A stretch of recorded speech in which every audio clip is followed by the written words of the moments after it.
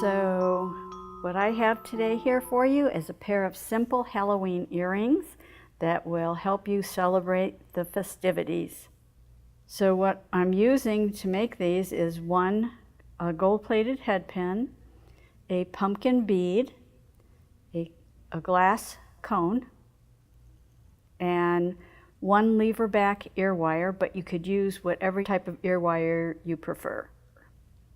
I'm going to take my head pin and just simply slip it in through the hole in the bottom, slide on my cone, and then I'm going to make a nice curve, bending that head pin, and then take my wire cutters and snip it off right about there. And I'm going to hold down so I don't have a piece of wire flying around.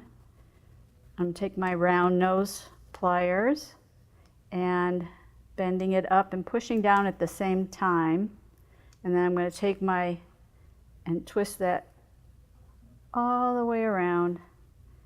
And I should have a nice round simple loop.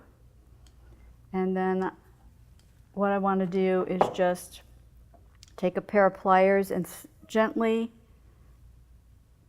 press over to the side to open up that loop there and slip it in,